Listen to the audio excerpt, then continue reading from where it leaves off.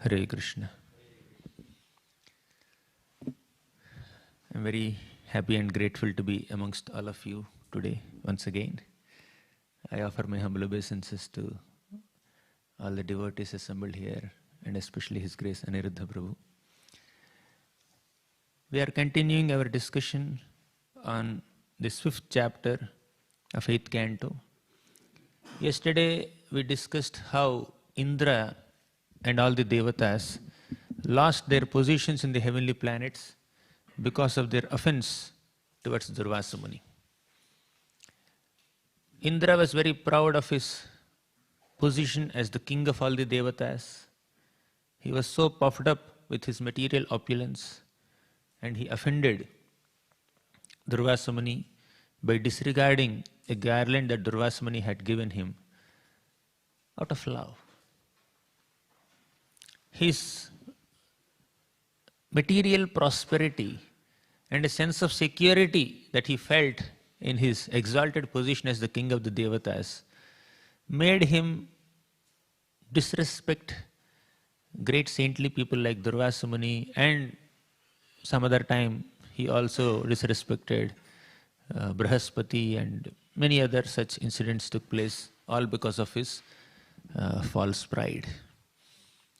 When we are very proud of our own positions, we cannot acknowledge the greatness of other people. Just like Daksha was very proud of his exalted position as the most prominent Prajapati in this universe. And because of his pride, he disrespected Lord Shiva. When he entered that great sacrificial assembly that is graced by several devatas and Brahmarshis, Rajarshis and Devarshis, he entered that assembly and he found Lord Shiva sitting and meditating instead of standing up and receiving him, welcoming him. So that made him very upset. He started criticizing Lord Shiva, and he even cursed Lord Shiva. May this Shiva, who has no etiquette, no culture, not receive a share in the sacrificial oblations. Actually, Shiva need not sit with all the other devatas and eat the sacrificial oblations. In one sense, this curse is also appropriate. Not from the perspective of the mentality of Daksha, but from the perspective of the exalted position of Lord Shiva. Vishnu Chakravarti Thakur explains like this. Anyways, the main point here is Daksha, out of his pride, could not accept the exalted position of Lord Shiva. He was always envious. Bhagavatam teaches us, Gunadhikan mudam lipset anukrosham gunadhamat maitrim samana danvichen natapair abhibhuyate. When you see a person who is better than you, who is more experienced, powerful, talented and knowledgeable than you, you should take inspiration from them. You should feel happy that you can learn from them instead of feeling envious. When we see a person who is inferior to us in some way, either in age or experience or talents or accomplishments, we should not feel proud. We should not oppress them or suppress them or demotivate them or discourage them or disrespect them, but we should extend a helping hand and be compassionate and kind towards them and help them grow from wherever they are. Then, Maitrim Samana Danvichen. When we meet a person who is equally qualified like us, then we need to befriend them instead of competing with them, trying to outsmart them and outshine them. Natapair abhibhuyate. When we do so, we will not have any tapa, difficulties in our interactions with others or any disruptions in relationships. So this is what Bhagavatam teaches us.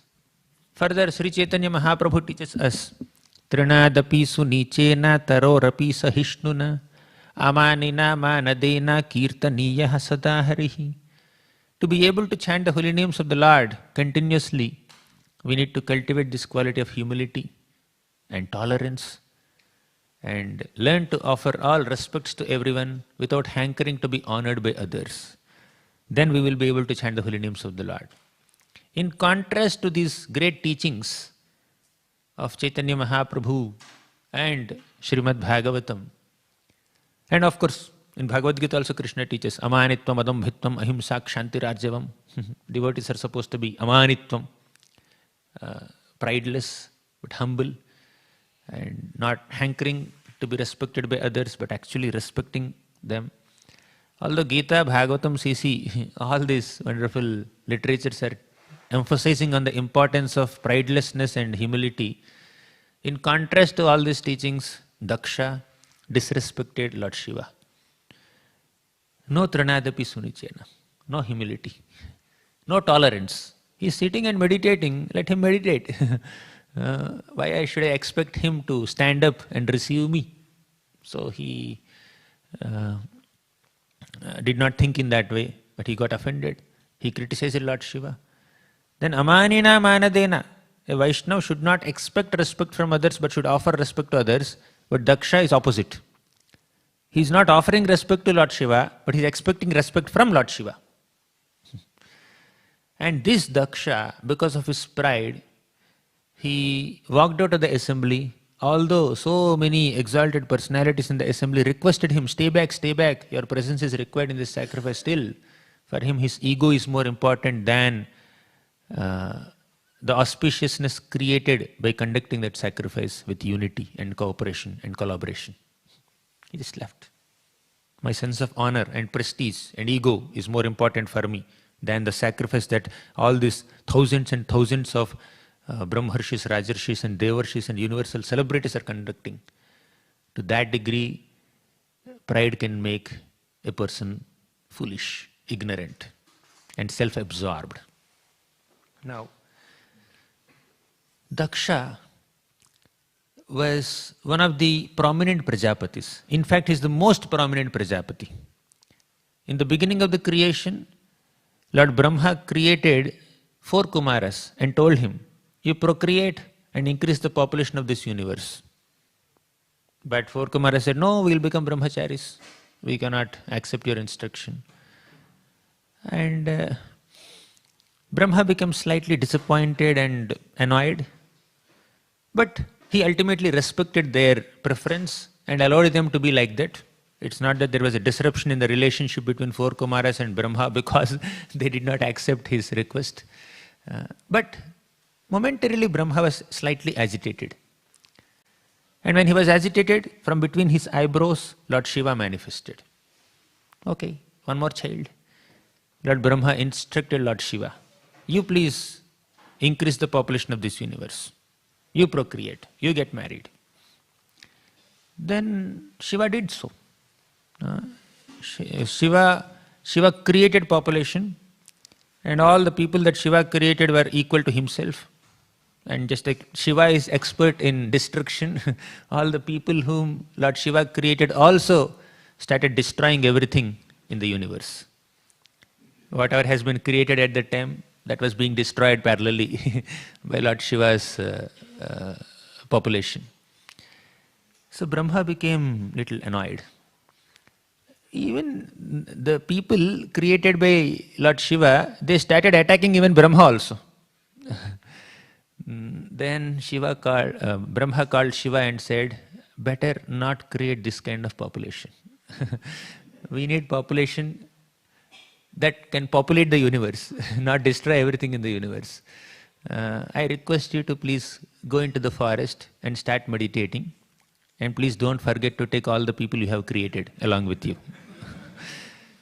So Shiva and all his associates went into the forest to do some meditation. Shiva is obedient. In fact, Shiva is considered the deity of false ego. He is the presiding deity of ahankar, but he had absolutely no ahankar. When he did service in a certain way, which is not according to Brahma's expectation, Brahma removed him from the service. Brahma said, you need not do this service. When your services are required, we will call you. This is the statement that he made. When we need your services, we'll call you. Till then, you please go and do meditation and chant Hare Krishna. Shiva did not get offended. Shiva offered obeisances to Brahma and he left. Later, Lord Brahma created so many sages. Atri, then Daksha, Narada Muni, so many sages he created. And he delegated the service of preaching bhakti to Narada Muni, and remaining sages, they are supposed to marry and they need to increase the population of this universe. They were like Prajapatis. And Daksha is one of the prominent ones that Lord Brahma has created. And this Daksha populated the universe with various species, and he proved himself to be the expert Prajapati. Therefore, his name is Daksha. And he did the service exceptionally, and that service Shiva could not render before. Daksha did a service which Shiva failed to do. And Daksha became so proud, so puffed up. But Shiva is most respectable. All the devatas are offering respects to Lord Shiva, worshipping Lord Shiva as much as Brahma. In fact, Shiva's position is superior to Brahma also. Although Shiva manifested through Brahma, but Shiva's position is more exalted than even Brahma. Brahma is a jiva, a qualified jiva who can occupy the post of Brahma. But Shiva is not an ordinary jiva. He is as good as the Supreme Personality of Godhead. Daksha felt that why Shiva is getting so much respect, so much honor from all these people. Why they are not honoring me, although I am the one who populated the entire universe. I am the most prominent Prajapati. Why everybody is respecting Lord Shiva? So he was envious of Lord Shiva. He was proud of his own accomplishment. He was envious of Shiva's exalted position and all the respect that Shiva was getting. A combination of pride and envy and arrogance. So Shiva, he criticized Lord Shiva. And what was Shiva doing? Shiva's response to this whole criticism was silence. He kept quiet. He did not say a single word to defend himself. He was very tolerant. He understood this is a event or an assembly where everybody gathered to worship Lord Vishnu, to perform a sacrifice. So let me not disturb the mood of this sacrifice. Let me not exhibit any anger and disturb this occasion. But Daksha had absolutely no such sensitivity. Daksha felt my sense of honor, my prestige, my ego is more important for me than this sacrifice. So Shiva was tolerant. Shiva was actually exhibiting this mood. Tranadapi sunichena tarorapi sahishnuna amanina manadina kirtanai sadahari. He was actually exhibiting this mood while Daksha is exactly opposite. Who pleased Lord Vishnu? Who pleased Lord Krishna more? Is it Daksha or Shiva? Daksha performed that service of procreating and increasing the population of this universe to a great extent, right? He was very accomplished. And on the other hand, Shiva failed to do that service. Of course, Shiva is doing many other services. But from the perspective of doing this service of populating this universe, Shiva could not do and Daksha did it. But from the perspective of Vaishnava character, exhibiting Vaishnava qualities, Shiva exhibited this mode of Tranadapi Sunichena Tarorapi Sahishnuna, but Daksha failed to do so. So who pleased the Lord more?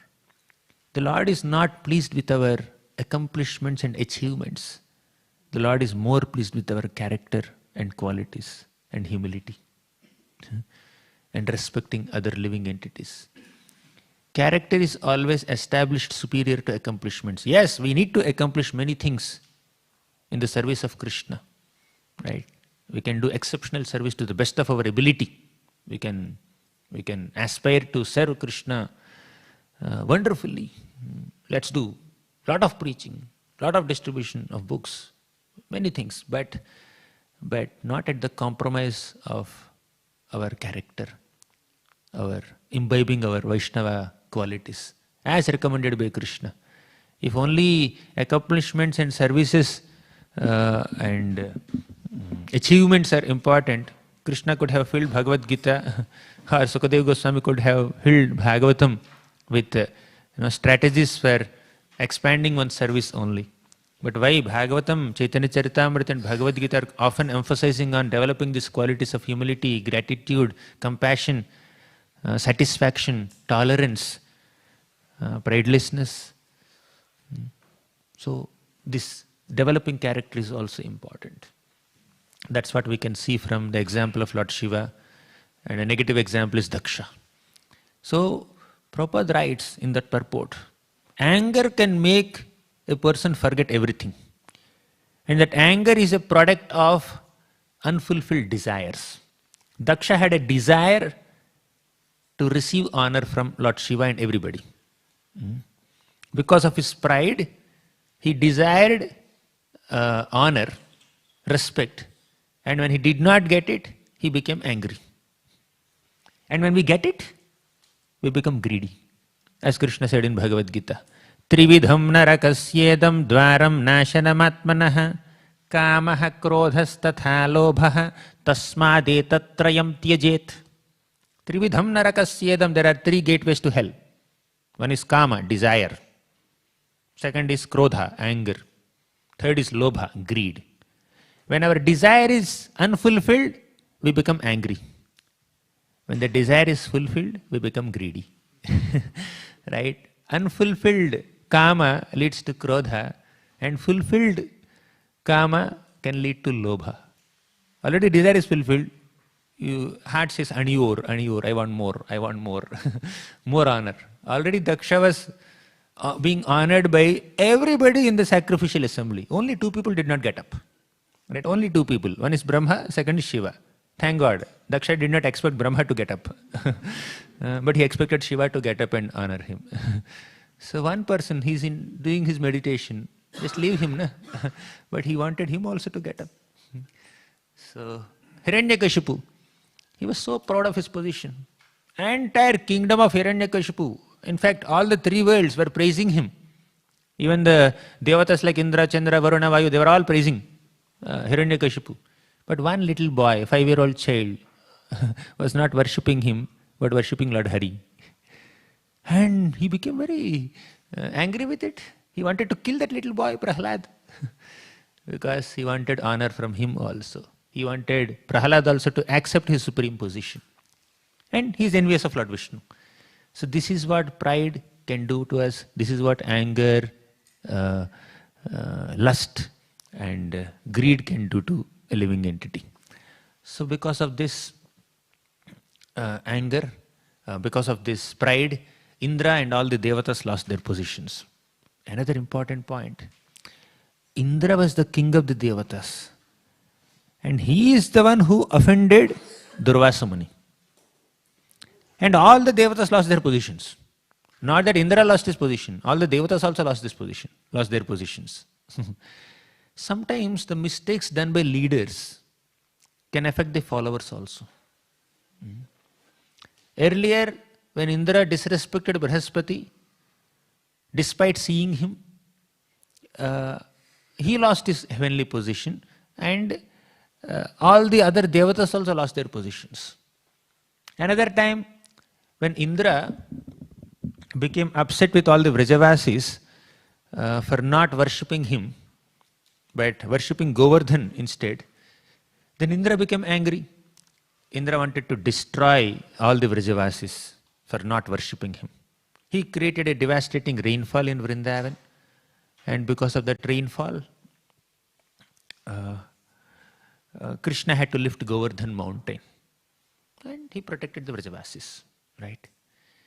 But actually, in that context, it was Indra who was not worshipped, and Indra got offended, and Indra called all his servants, all the clouds and all the wind gods, because along with rain there should be wind also, then the effect is complete. So he called all the wind gods and he called all the clouds, Samvartaka clouds, to destroy Vrindavan. Did Samvartaka clouds and the wind gods have any desire to destroy Vrindavan? No. They were obliged to follow the instructions of their master Indra. When Indra is the king, Indra is the leader. When the leaders are proud, when the leaders are egoistic, when the king is egoistic, he may or he will definitely engage his subordinates to also boost his false ego and engage them in unmentionable activities, although they were not inclined to do so. And that's what Indra was doing with all the devatas. And the king's fall down will cause the fall down of the followers also, other devatas also. So, when we do some mistakes, those mistakes will not affect us only. When we have certain offensive attitude or pride or envy or lust, whatever, that will not trouble us alone. That will trouble 10 other people surrounding us. So the anarthas of one individual can affect negatively many other individuals. That's the nature of this world. So when we are trying to cultivate good character and Vaishnava qualities, we are not only benefiting ourselves, we are benefiting 10 other people. But when we are harboring envy, pride, greed, etc. within our hearts, we are not only ruining ourselves, we are affecting negatively 10 other people. So, when we are living in a society of so many human beings, our activities, our moods, our needs, our deeds will definitely influence many other people around us. Because Indra did this mistake, all the devatas lost their positions. Therefore, a devotee is extremely careful not to become victim of pride and all such negative qualities. Right in the beginning of the creation, when Brahma was given this instruction to create, you know that, right? Garbhodaka Sai Vishnu was lying on the Garbhodaka ocean.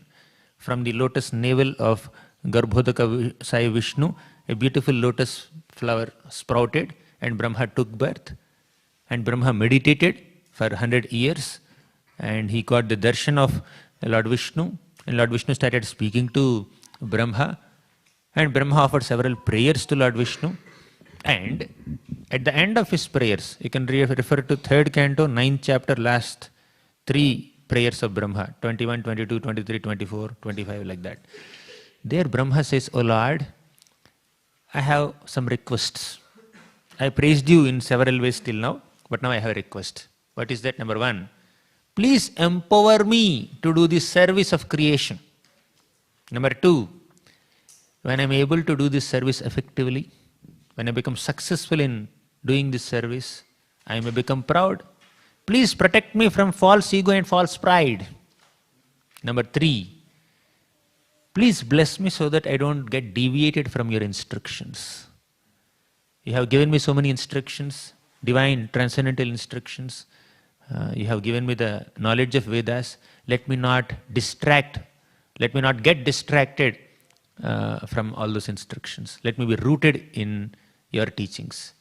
Then I will not become proud. Then I will not become egoistic, despite successfully carrying out your service. When a devotee successfully does a service, a devotee understands that the service has happened by Krishna's grace, Krishna's empowerment, Krishna's sanction, Krishna's blessings, and also with the assistance of hundreds and thousands of other devotees and Vaishnavas. Brahma's creation is not just Brahma's creation. Brahma's creation is also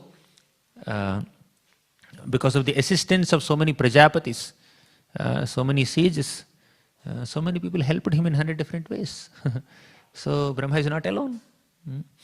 So Brahma became very cautious. Oh Lord, even before starting his service, he could perceive that I may become proud if I do this service nicely. So please protect me. Prabhupada writes in that purport, beautiful purport. One statement he makes: a devotee should fear fall down and pray for protection. FFPP. Fear of fall down and pray for protection. Prayer for protection. So when we pray for protection, the protection is not from some material calamity. The real protection is from the internal anarthas. Please protect me from false ego. Please protect me from ignorance. Please protect me from pride, envy, greed, etc. That's why Gajendra initially offered prayers. Just a few days back we have been discussing Gajendra episode. Gajendra, in the initial part of his prayers, prayed for the Lord's protection. Please protect me from this crocodile. But after some time Gajendra prayed, "Oh Lord, please protect me from this ignorance. Even if you protect me from this crocodile and save my body, I don't want to continue in this animal body anymore. Please protect me from this ignorance and false ego and bodily identification, which is the cause of all problems." That's the ultimate prayer of a devotee. Once 20,800 kings were arrested by Jarasandha. And all these 20k kings found a messenger and wrote a letter to Krishna. And that messenger took that letter and went to Dwaraka, Sudharma Assembly Hall, and read that letter in front of Krishna. And Krishna said, "I will come and protect them, don't worry." Then Krishna took Bhima and Arjuna along with him and went to Jarasandha and requested Jarasandha, "Jarasandha, we want to fight with you. We don't want any other charity. We just want fight, dual fight." Who amongst the three? You, Bhima. So Bhima and Jarasandha started fighting with each other. And Krishna empowered Bhima to fight. See, although Bhima killed Jarasandha, Bhima is humble. He did not think, "It is my accomplishment. I have killed Jarasandha. I have protected all these 20,000 kings." Bhima was not thinking like that. Bhima understood. Krishna had already defeated Jarasandha along with his 23 Akshahinis of army 17 times before. And now also, when I am fighting with Jarasandha, Krishna is the one who gave me the hint. Krishna took a small tree branch and bifurcated into two pieces. Then Bhima got a idea. I need to bifurcate, who is that? Jarasandha's body into two pieces. So he pressed Jarasandha's one leg with one of his legs, and he held the other leg with his two hands and then just bifurcated it like that. And Jarasandha's body became two. Because Krishna knows Jarasandha was like some kind of surgery was done to Jarasandha when he was born. He was born in two pieces, and a demon named Jara joined the two pieces of his body. So Jarasandha was killed in this way. Then Krishna went to these 20,000 kings and said, "You can go back to your kingdoms. I responded to your prayer and you are released now." You know what these 20,000 kings said? "Oh Lord, although Jarasandha arrested us, we don't blame him so much. He is not the cause of our trouble.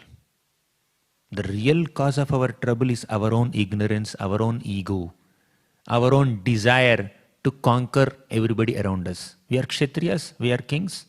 We want to conquer other kingdoms, expand our rulership, expand our kingdom, and then become sovereign. We want to gain sovereignty all over the earth. That's our greed. Already we have some kingdoms. We are ruling them. But we want to rule someone else's kingdom also. If the other king is wrong king, bad king, you can defeat him and protect his citizens. That's a different thing. But for no reason, one king starts fighting with another king just to expand one's kingdom out of false ego, out of false prestige. So that kind of greed to expand our kingdoms is the cause of all our problems. Please destroy this ignorance. Please destroy this lording over mentality. Please destroy this mentality to control the nature and become rulers. So please protect us from that ignorance. The ultimate prayer of a devotee is not protection from a calamity. It is protection from ego and ignorance and all the negative qualities within. So, the Devatas, because of their, especially because of Indra's disrespectful attitude and pride, the Devatas lost their positions. So they all went to Lord Brahma. As the 17th and 18th shlokas speak, Nishamyaitat Suragana Mahindra Varunadayah. All these Suraganas, all these great Devatas assembled, had a meeting amongst themselves. Mahindra Varunadayah. Mahindra is the king, Indra. Varuna is another Devata who is overseeing the water bodies. So all of them came together. Nadhyagachan swayam mantrair mantrayanto vinishchitam. Here mantra is not just a statement or a Sanskrit mantra that we chant. Here mantra basically refers to the act of deliberation, the act of discussion. So they all came together and they started discussing, how do we come out of this predicament? How do we regain our positions in the heavenly planets? And now demons are in power. So they were very concerned. They understood their mistake. They all went to Lord Brahma and said, Brahma, this is what has happened to us.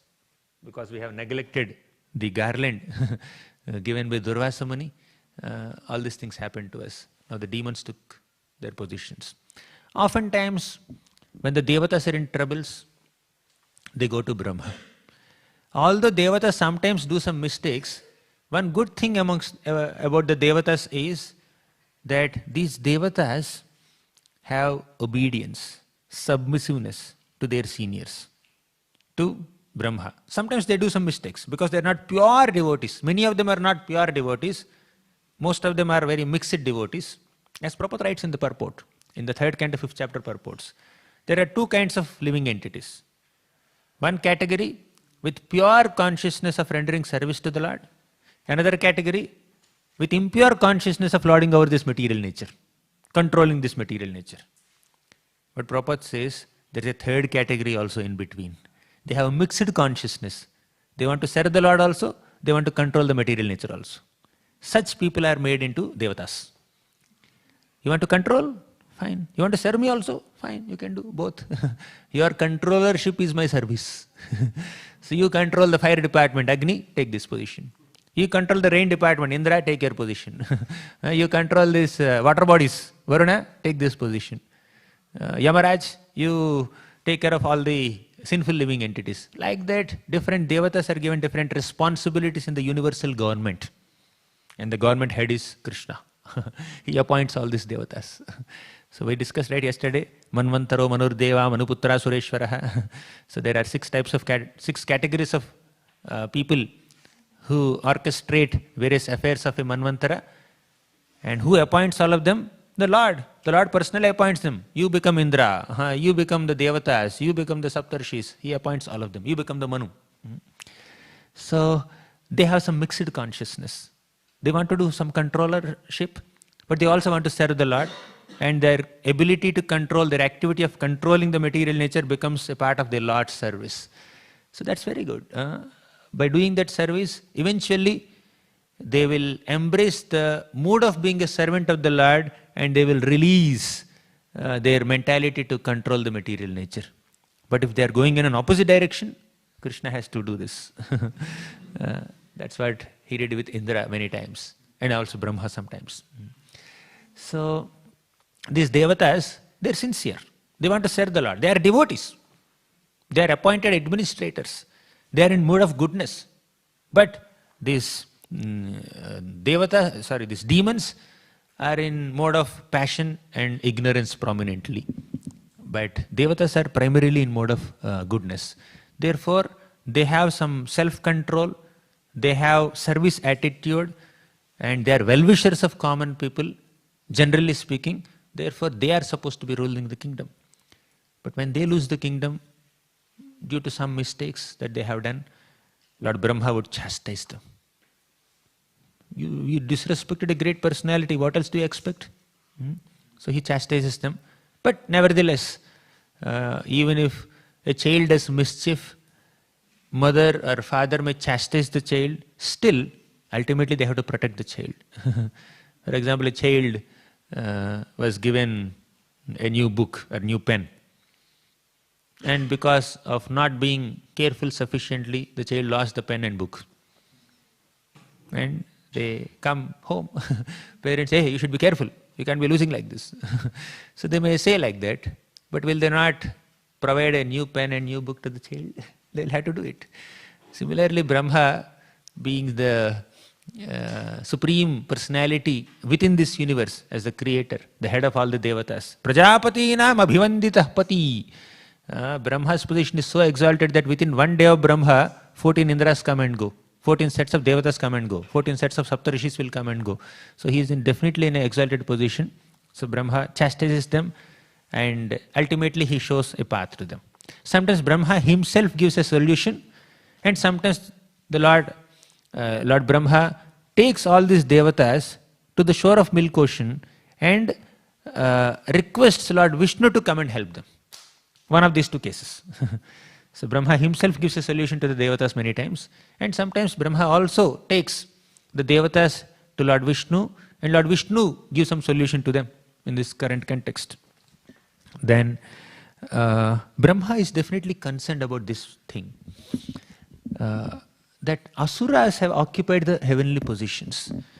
All the demons who have absolutely no self-control, they are ruling the heavens. Now, it's not just about filling the post with somebody. Okay, somebody is ruling, right? Let them rule. That's not the point. A qualified person should rule. A person who is self-controlled should rule. A person who is detached should rule.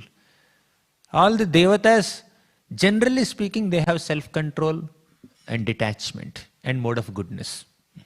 Sometimes they may become attached, definitely. Sometimes they lose their self-control, but generally speaking, they are more self-controlled, at least compared to the demons. So when the demons are occupying leadership positions in the heavenly planets, when people who lack self-control, when people who lack detachment, when people who are too much engrossed in modes of ignorance and passion, when they are ruling the kingdom, what will happen to the kingdom? What will happen to the universe? It's not just one little kingdom in one corner of Earth planet. It's the entire universe. All the devatas are in charge of various affairs in the entire universe. It's universal government. There are no elections here, there are selections. So the selections are done by the Lord. So the Lord here, Brahma, he became very concerned that how can the demons rule heavenly planets? No, they should not be ruling. Only devatas should rule. Somehow or the other, we need to reinstate all the devatas back in their positions. And we should dethrone the devatas. What are we supposed to do? Let's ask Lord Vishnu. He should present a solution. So that's what Brahma thought. In the second canto of Bhagavatam, Brahma said one shloka. Na bharati me gamrishopalakshyate na vaikvachin me manaso mrishagati na me hrishikani patantya satpathe yan me hridautkanthyavata dhrto harihi na bharati me gamrishopalakshyate. My words will never utter, will never reveal anything wrong. Means I will never speak anything wrong. Na bharati menga mrushopalakshate. Navai kvachin me manaso mrishagatihi. Means my mind will never think of anything wrong. Then my senses will not do anything wrong. Name hrishikani patantya satpathe. Means my senses will never traverse in a wrong direction. Brahma says, whatever I say, whatever I do, whatever I think is always right. How come? He says in the last line, Yan me hridautkanthyavata dhrto harihi. Because I have accepted the lotus feet of Lord Hari with great zeal within my heart, whatever I say, whatever I do, whatever I think is correct. His confidence is not about himself. His confidence is on his taking shelter of the Supreme Lord. By the Lord's grace, whatever decisions I take are true. So as long as one has deep connection with the Lord, then and devotion to the Lord, dedication to the Lord, then whatever one says, does, represents the Lord's will ultimately. But when one becomes too absorbed and engrossed in material activities, then whatever one says, does and thinks may not be representing the Lord's will. That same Brahma who claimed like this and who managed the universe in this mood for a long time, he became little confused or bewildered when his own sons, 4 Kumaras, asked him a philosophical question in the 11th canto. In the 2nd canto, Brahma said that whatever I say, whatever I do, whatever I think is correct because I have accepted the Lord's lotus feet within my heart with great zeal. But same Brahma, when it came to 11th canto, Brahma could not answer a philosophical question asked by 4 Kumaras. Why? acharyas say that Brahma became too absorbed in his creative activities because of too much of association or affiliation with material nature, because of too much engrossment in so many other external activities, engaging his mode of passion. He became little distracted and he could not answer this philosophical question. Then Lord Vishnu came in the form of Hamsavatar and he answered the questions asked by four Kumaras. So, the lesson here is, as long as we are rooted in our bhakti to Krishna, we can be assured that whatever we say, do, think is correct. The correctness is not our correctness. The correctness is in our obedience to the teachings of the Lord. So whenever we are taking a decision, whenever we are thinking of something or saying something, we contemplate, yes, is this said by the Lord? Is this taught by the Lord? Is it in line with the Lord's teachings? Is it in line with the teachings of Parampara? So that contemplation is there. For us to be able to act like that, we need to be constantly in touch with the sound vibration. Nityam Bhagavata Sevaya should happen. Pravishtaha karnarandhrena svanam bhavasaroruham dhunoti shamalam Krishna salilasya yathasharad. We need to allow Lord Krishna to enter our ear holes in the form of sound vibration of Srimad Bhagavatam. Then we can be assured of correctness of our activities. But whenever we deviate from the teachings of the Lord, we end up doing something wrong. Whenever we follow the teachings of the Lord, whenever we are rooted in the teachings of the Lord, we do things right. So Brahma could not. He was too absorbed in material activities. So this kind of distractions can happen even to Brahma also, even to Indra also. But the good thing about these great exalted devatas is that they come back to the shelter of the Lord. They take shelter of the Lord. Although sometimes we don't know what to do, we should know what to do when we don't know what to do. What to do when we don't know what to do? Take shelter of the Lord. Take shelter of a great personality. So Brahma did not know what to do now. What kind of suggestion should I give to all these devatas who lost their positions? How do I reinstate them back in their positions? I don't know what to do, but I know what to do. Let me take shelter of Lord Vishnu. So all of them go on the banks of this Samudra, milk ocean, and they offer prayers to the Lord. The Supreme Lord, Vishnu or Krishna, is the only personality who will never do anything wrong. Everyone else, at some point or the other, they may do something wrong, and many of them will definitely do something wrong. Only the Lord can never do anything wrong. Dharmam to sakshat bhagavat pranitam. Whatever the Lord does is dharma. Whatever the Lord teaches is dharma. But it's not so in the case of other living entities and jivas, even if they're exalted devatas. To the degree one is aligned with the will of the Lord, instructions of the Lord, to that degree one can be assured of one's decisions or thoughts or actions or words valid. Yam brahma varunendra rudra marutah stunvanti divyaistavaihi vedaihi sangapadakramopanisadaihi gayanti yam samagaha dhyanavasthita tadgatena manasa pashyanti yam yogino yasyantam na vidursura suraganaha devaya tasmai namaha. Brahma, yam brahma varunendra rudra marutah stunvanti divyaistavaihi. All the names are mentioned in this couple of shlokas that we read. Mahendra Varunadaya. Indra and Varuna is mentioned. And later they went to Brahma. Tato Brahma Sabham Jagmur. So Brahma, Indra, Varuna. Three names are mentioned in this shlokas. And that shloka also says, Yam Brahma Varunendra Rudra Marutah Stunvanti Divyaistavaihi. It is Lord Vishnu who is praised in transcendental poetry by all these great personalities like Brahma, Indra, Varuna, Chandra, Vayu, Rudra, and all the devatas, all the sages, they worship him. Only he can never go wrong. And we will not go wrong as long as we act according to his instructions.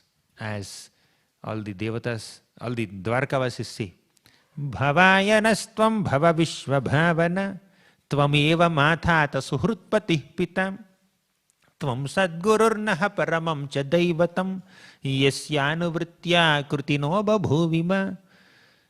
The Dwarkavasis are saying that, oh Krishna, bhavaya nastvam bhava vishva bhavana. You are the supreme creator of this entire universe. Tvameva mathata suhrut patihi pita. You are our mata, mother. Suhrut, you are our friend.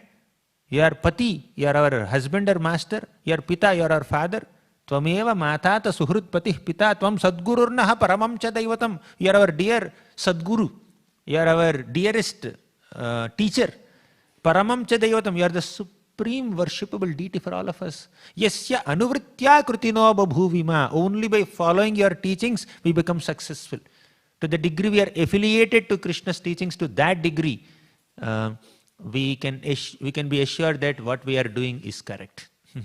Anything that deviates from the teachings of the Lord, anything that deviates, that is deviated from what the Shastras are teaching, can go wrong. Sometimes something is not exactly presented in the Shastra, but we need to read between lines. Read between lines in line with parampara. Read between lines means not reading out of the book. Right? So reading between lines means there is something that we need to infer with our own deliberation, with our own analysis, with our own intelligence, which is spiritualized by studying that same book. Everything need not be explicitly mentioned. It is inferred, it is understood. But we need to read between lines in line with parampara. For example, the shloka is only 4 lines. Prabhupada writes 4 pages purport. Where is this 4 pages purport coming from? It's coming from the 4 pages, 4-line shloka only.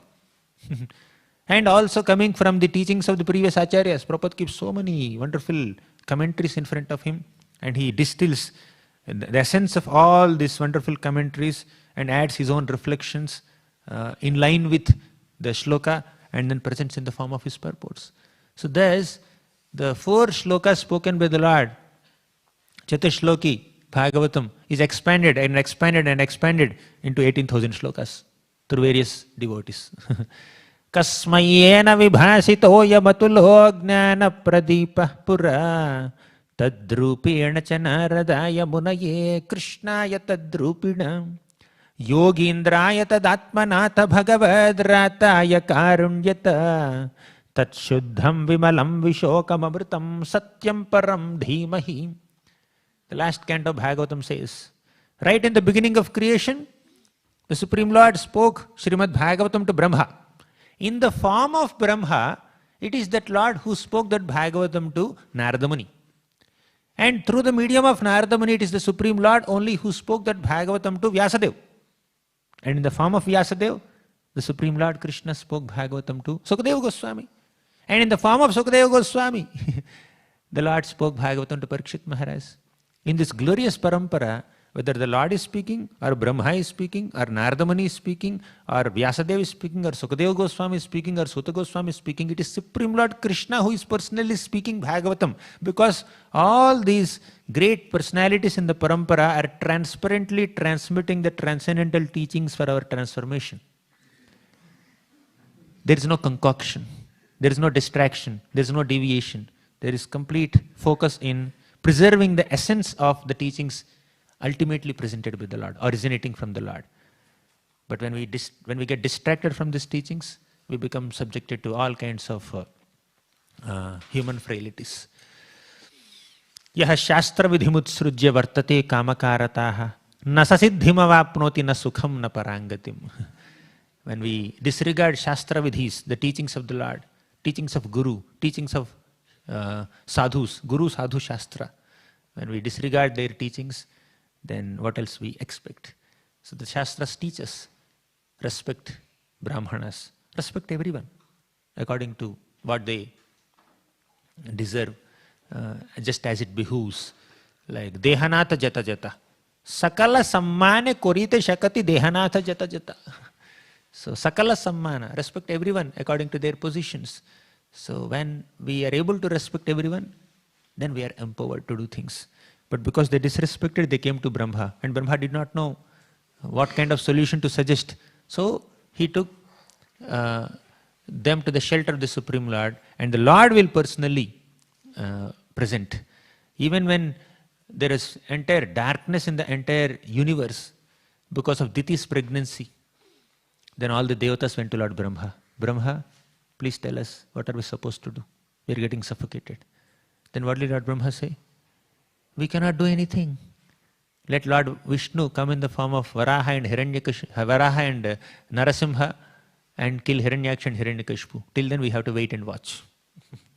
Then Brahma also spoke some Krishna Katha to them. Now Brahma, before taking all these people, all these devatas to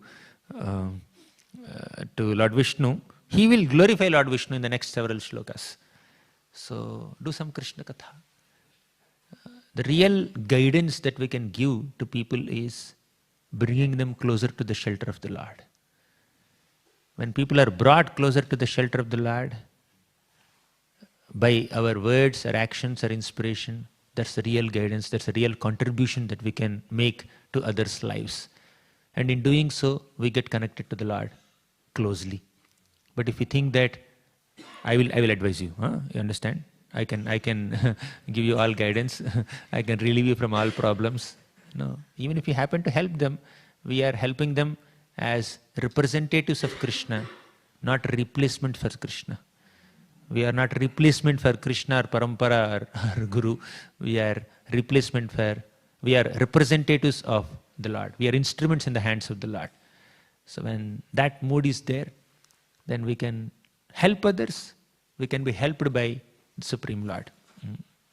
And we also need to help others. We also need to seek help from people who are more mature in their practice of Krishna consciousness. These are a few thoughts. So Brahma is directing all these devatas to the Supreme Lord. In the next few shlokas we will be discussing how Brahma taught all the devatas to take shelter of the Lord and ultimately took them literally to the Lord, and the Lord gave them the plan for Samudra Manthan, the master plan for Samudra Manthan, and further incidents follow. Very beautiful episode is unfolding now. These are the few key shlokas, the prelude for the long Samudra Manthan episode that will be discussed by Sukadeva Goswami in the next several chapters. With this I will conclude. Grathara Srimad Bhagavatam ki jai, Srila Prabhupada ki jai. Hare Krishna. Prabhuji, you want to share some insights, any comments?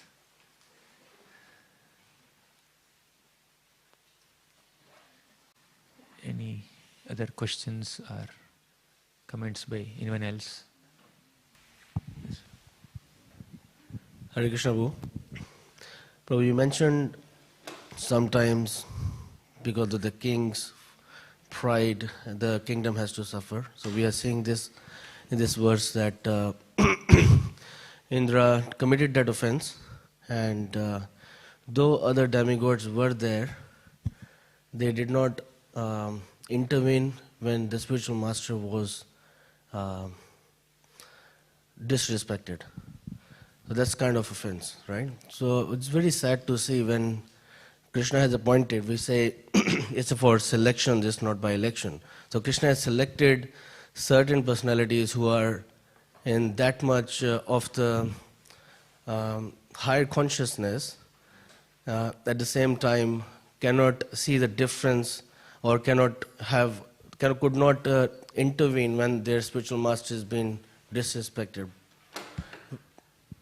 How would as a practicing devotee, because there is always a hierarchy, sometimes could be management, sometimes could be within the God family.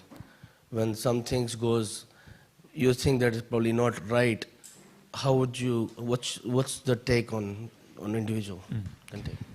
That's the main thing. The Devatas disrespected Brihaspati and earlier disrespected Durvasa Muni, and many times they also offended several great personalities, either individual level or together they have committed some offenses, and these are the consequences they had to face. That's the main lesson. As far as our practical dealings are concerned, when someone else is doing some mistake, should we intervene or not? That's the question, essentially, you're saying. Especially depending on what Yeah, that's right. Yes.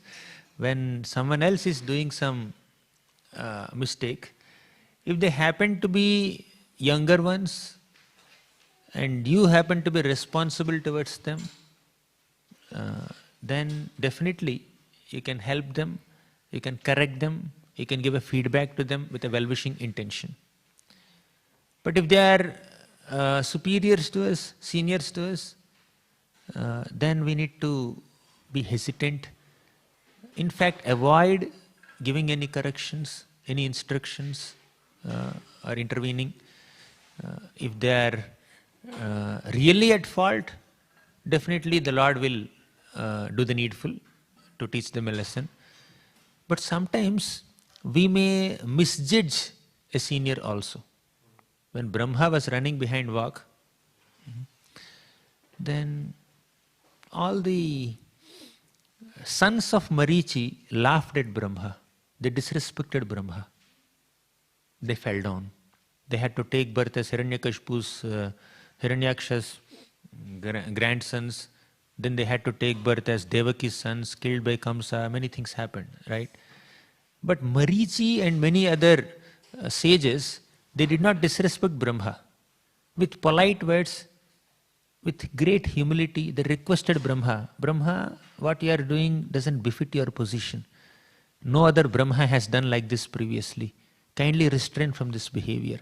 They requested him politely with absolutely no disrespect. But still Brahma's determination to run behind Vak continued. Then what did they do? They offered prayers to the Supreme Lord. Oh Lord, please intervene in this situation. You please do the needful. And when they offered prayers to the Lord, then Brahma stopped his endeavor to run behind Vak. So correction is generally not offered to a senior person. But if the senior person is grossly doing some mistake, with all good intentions, with all due respects, we may politely request, not in a disrespectful tone, but a polite request. But if that doesn't work, even if it works, we may choose another option of offering prayers to the Lord. That's what Bhagavatam teaches us. In that chapter, which I just quoted from, 3rd canto, 12th chapter, Prabhupada gives 3 important instructions, principles, how to perceive the fault of a senior person. When some senior person or leader, king, Indra, or any Brahma or anyone, when they do some kind of mistake, which is different from dharma, which is against dharma, what are we supposed to do? He gives 3 things. Number 1, don't lose discrimination. Just because a great person is doing a mistake, that does not mean mistake becomes bona fide. Right is right, wrong is wrong. Whoever does it, even if a celebrity does it, mistake is a mistake, right? So don't lose discrimination. Because he is doing it, I think it's a bona fide thing to do, let me also do it. That's not the point. We should not lose discrimination. Whatever is wrong, according to Shastra and according to tradition. So that we should not lose discrimination. That's the first instruction that Prabhupada gives. Second instruction Prabhupada gives is, although that exalted personality has done this mistake, it's not a license for me to disrespect that personality. I can't just focus only on that one little mistake he has done and then discount all the glorious service that he has done. Don't disrespect the person. Don't lose discrimination, first instruction. Second, don't disrespect the person who has done the mistake. Because sometimes tejiyasam na doshaya. When an ordinary person touches urine and stool, one becomes impure and they have to take a bath. But when the sun evaporates moisture from urine and stool, he doesn't have to take a bath. Tejiyasam na doshaya. So when a great person does a mistake, that mistake may not affect the person, but when we criticize that great person, that will affect us. We'll become offenders. That's what happened to Marichi's sons. They fell down from their positions. So I should not be criticizing them. I should not be repeating what they have done.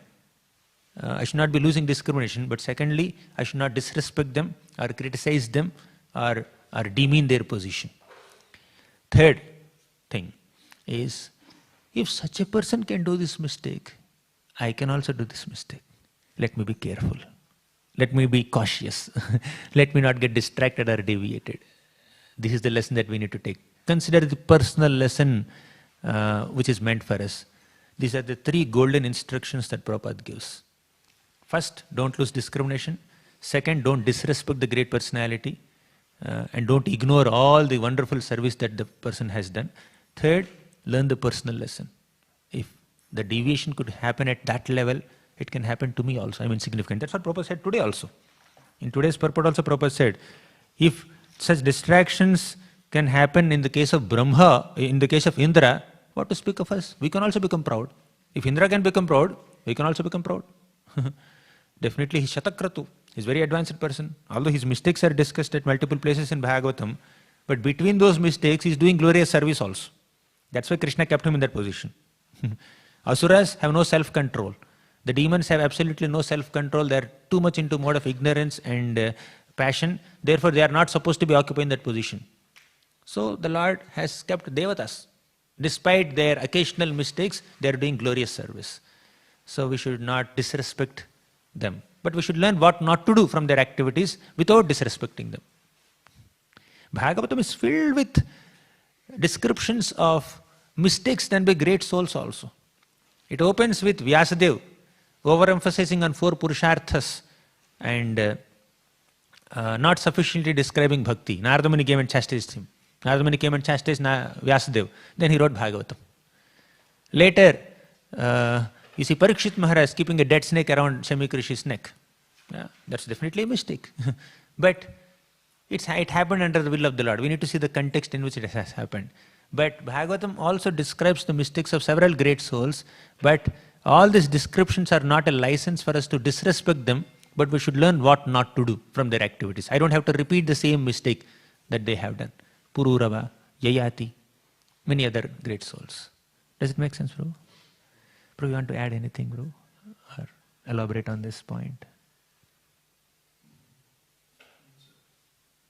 You can give the mic to Prabhuji.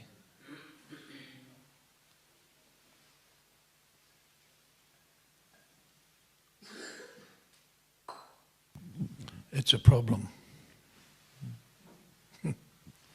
Especially in the current age.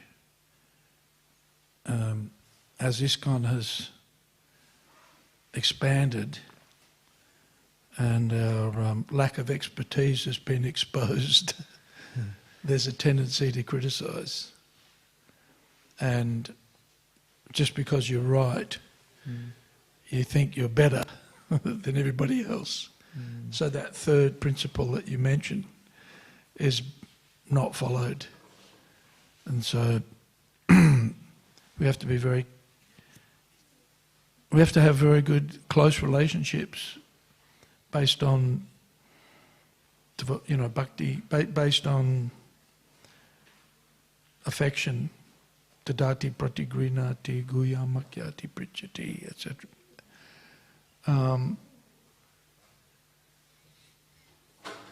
In order to make progress, because mistakes are fairly common. Right? And if we think that we don't make mistakes, we've got a problem. Right?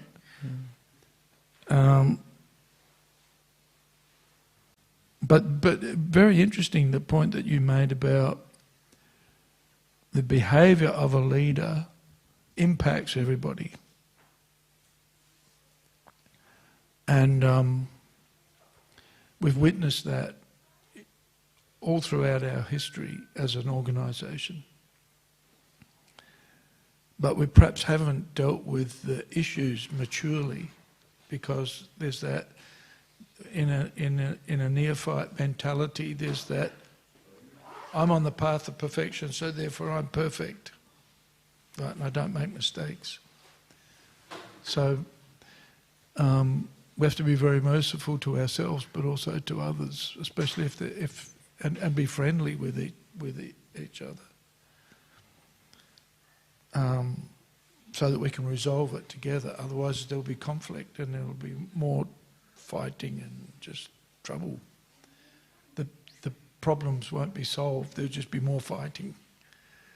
So that's a very mature approach to solving problems, is being respectful and humble, and especially with a senior, still holding the line, but maintaining the respect and the humility, and then leaving it up to Krishna. If somebody doesn't take our good advice, then we have to leave it up to Krishna. And that requires patience and, again, that respect. Not easy. And it's interesting that you mentioned that the Bhagavatam is practically a story of mistakes and rectification, many times. And even very exalted individuals make mistakes, but they rectify, they keep. So,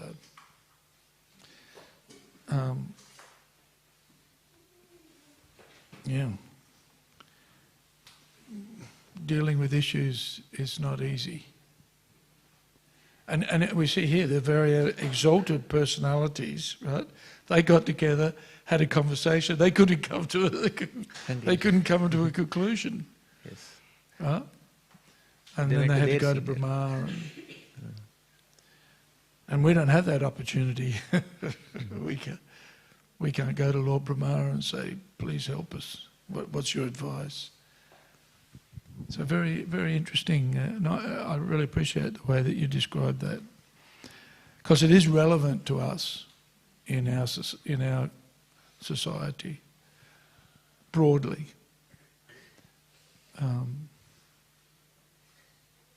Yeah.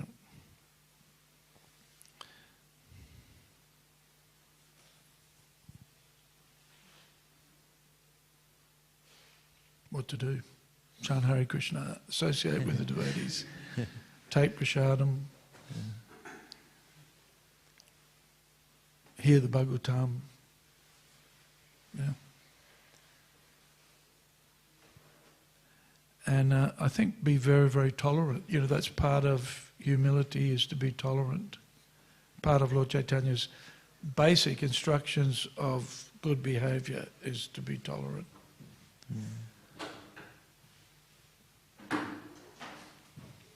What do you think? Thank you, Prabhu. Hare Krishna. Any other? Prabhuji wanted it. Huh?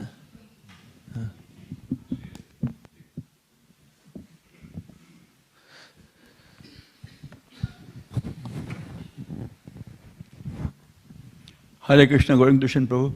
Thank you very much for a wonderful class. Why so much importance is given to the lotus feet of Krishna? All the time, so many places throughout Bhagavatam. I always ask this question. And second thing is, how you remember so many verses.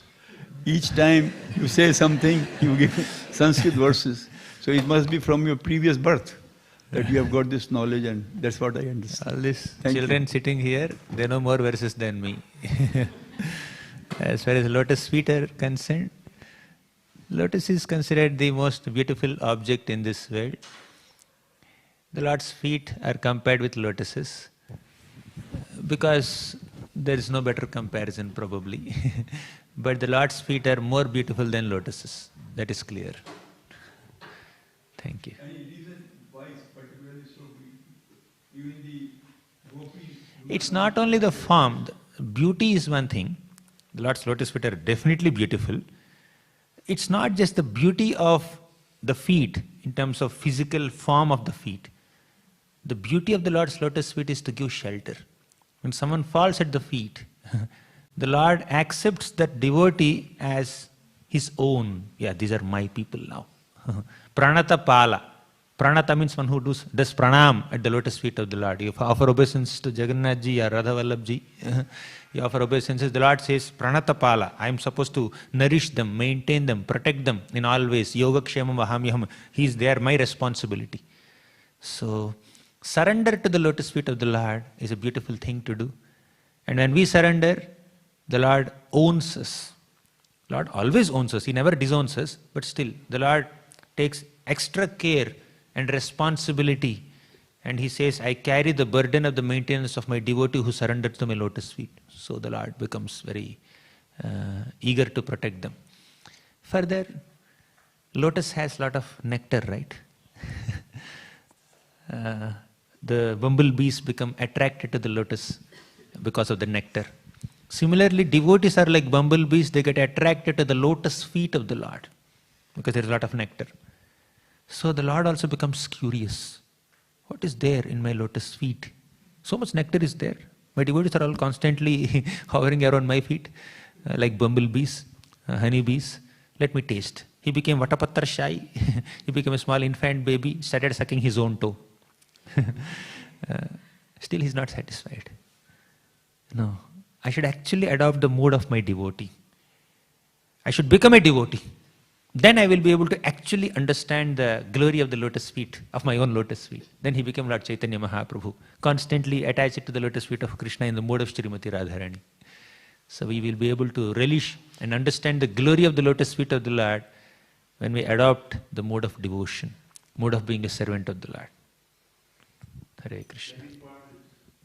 How you remember so many verses? It's okay. Remembrance is not a big thing. Understanding the meaning of the shloka, internalizing it, absorbing it, realizing it, and applying it is more important than just memorizing it. So let's not give so much of importance to memory. Some people can remember, some people cannot remember. From previous lives. I don't know what I did in my previous life. I don't remember. Mattaha smritir jnanam apohanam cha. I may remember a shloka, but I don't remember my previous life. Okay. Yes, Thank you so much, Prabhu. Beautiful class and beautiful answers. My question is relevant to that. Prabhu asked that if two people, one person may be elevated, the other person may be under, but if they had some problem and one is mistake, the other one is not a mistake, but the person start to ignore the other person, what to do? As far as ignoring is concerned, if it is done with a disrespectful attitude, then it's like an offense. But if it is done with a mood to protect oneself, I may also get influenced by this mentality. He is little critical. For example, two devotees are there, both are sadhakas, not siddhas. Okay, both are sadhakas. One person has a lot of critical mentality. They're constantly spreading negativity and speaking ill about other devotees. When we come closer to them, they keep speaking that. Then that will contaminate our consciousness also. So consciously maintaining a safe distance, respectful distance from a person who has a disrespectful attitude is like needed for our bhakti. But if they happen to be devotees, then we need to pray for them. If we are in a position, if we have the capacity, we can advise them not to do so. But let's not hate them. Let's not disown them. That's the point. But if it is an unfavorable association, it's not a like-minded association, we can always respectfully deal with only those people with whom we have more compatibility. Although there may be hundreds and thousands of devotees, we may not have close friendships with everybody. That's understood. But let's not ignore people out of hatred or envy or disrespect. That's the point. Thank you so much, Prabhu. Yes, Mataji. It's 9 o'clock already. Yeah. Hare One last Krishna, question. Prabhu. Thank you very much for the wonderful class. The past time you spoke about Daksha and Lord Shiva, and we are all aspiring to develop those qualities of tolerance and humility. But in my current state, there's also the false ego, and sometimes we get triggered by devotees, and like by the mercy of the devotees and the association, you can kind of move on pretty quickly, but in the moment, sometimes the anger is really hard to control. So what do we do in that situation? Like in the moment, like later on, sometimes we hear Bhagavatam and we do some chanting, and we can move on quickly. But just that in the moment, it's really hard sometimes to tolerate. to be able to respond appropriately on the spur of the moment, we need to internalize the teachings. We need to absorb all these teachings of Bhagavatam more into our heart. So, all our sadhana, seva, swadhyaya should culminate in responding appropriately on the spur of the moment. Right? Ideal response. But if we fail to do so, let's not feel discouraged or disappointed. There is a second chance. Right? This time, when this incident happened, I responded in an inappropriate way or became a little aggressive or impulsive. But next time, let me improve. Let me fine-tune my response. Let's record this response that we have given in a certain situation. Let's try to improve next time. So, we are work in progress. As long as the building is being constructed, so many sounds, thak, thak, thak, thak, all the construction sounds, drilling sounds, JCB, perclane, bricks and masons, so much of noise there. You cannot have a Bhagavatam class in a construction site because so many sounds. But once the work progresses nicely and the building is ready after a few months or maybe few years, some buildings may take few years, then we can peacefully sit and have a class or sleep or do whatever. So we are all, sadhakas are like work in progress. They make sounds. A lot of sounds, a lot of noise, anger, envy, argumentation, quarrel, age of quarrel, right? So, but when we become mature in our sadhana, then sounds will become less. The sound of Harinam Sankirtan will become louder than the sound of arguments and anger and quarrel. So, let's not feel discouraged or disappointed. Let's try to improve ourselves. Work in progress. Thank you very much. Thank you very much. Granthara Srimad Bhagavatam ki jai, Srila Prabhupada ki jai.